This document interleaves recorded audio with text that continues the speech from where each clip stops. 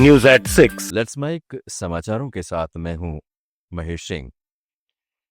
कारोबारी हफ्ते के आखिरी दिन शेयर बाजार में जबरदस्त मजबूती देखने को मिली। 19 दिसंबर को भारतीय इक्विटी बाजार शानदार बढ़त के साथ बंद हुए। निफ्टी 25,900 के अहम स्तर के ऊपर मजबूती से टिकता नजर आया और 150 अंकों से ज्यादा की बढ़त के साथ 25,966 पर बंद हुआ। वहीं सेंसेक्स 447 अंकों की छलांग लगाकर 84,929 के स्तर पर क्लोज हुआ। निफ्टी में सबसे ज्यादा तेजी Shriram finance, max health care, Bharat electronics, power grid Corp और टाटा मोटर्स पैसेंजर्स व्हीकल्स के शेयरों में देखने को मिली। वहीं आईटी और मेटल शेयरों में दबाव रहा। HCL technology, Adani enterprises, Hindalco, JSW steel और डॉक्टर रेड्डीज लैब्स गिरावट के साथ बंद हुई।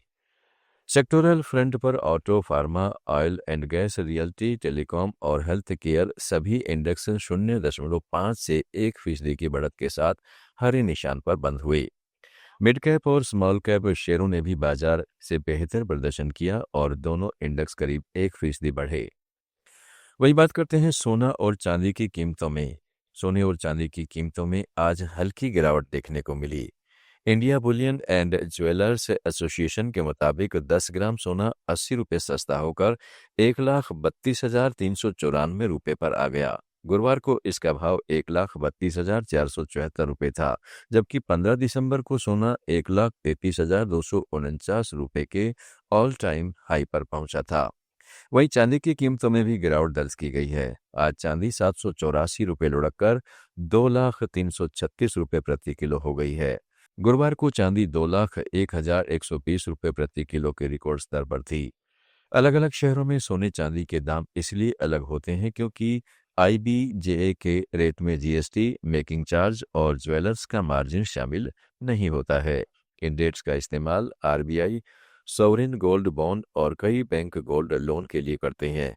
हालांकि पूरे साल में सोना 56,232 और चांदी 1,14,319 रुपये तक महंगी हो चुकी है।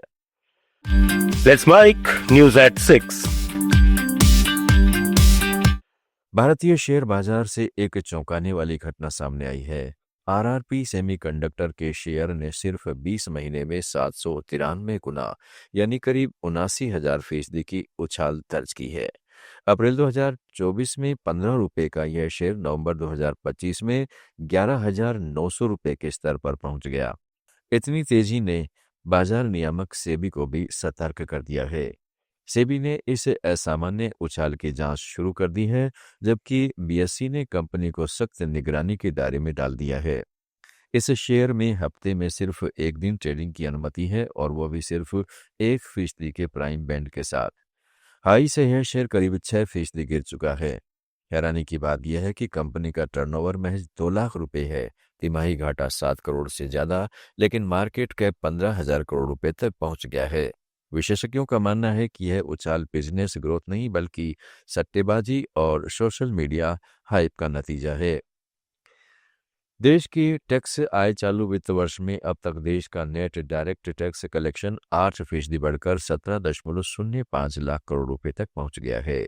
इनकम टैक्स विभाग के मुताबिक 1 अप्रैल से 17 दिसंबर 2025 के बीच नेट टैक्स कलेक्शन 17,04,725 करोड़ रुपए रहा, जबकि पिछले साल इसी अवधि में यह 15,78,433 करोड़ रुपए था। कॉरपोरेट टैक्स कलेक्शन सबसे बड़ा योगदानकर्ता बना रहा। नेट कॉरपोरेट टैक्स बढ़कर 8,17,000 करोड़ रुपए से ज्यादा हो गया। वहीं व्यक्तियों और अन्य संस्थाओं से मिलने वाला नॉन कॉरपोरेट टैक्स भी बढ़कर 8,46,000 करोड़ रुपए तक पहुंच गया है। इस दौरान टैक्स रिफंड में 13.5% की गिरावट दर्ज की गई है, जिससे सरकार की नेट कलेक्शन को और मजबूती मिली है। एडवांस टैक्स कलेक्शन में भी लगातार बढ़ोतरी देखने को मिल रही है। अडानी ग्रुप की flagship company Adani enterprises airport sector में बड़ा विस्तार करने जा रही है। कंपनी अगले 5 साल में हवाई अड्डों के विकास पर करीब $11 अरब निवेश करेगी। समाचारों में फिलहाल इतना ही। जुड़े रहिएगा लेट्स माइक के साथ।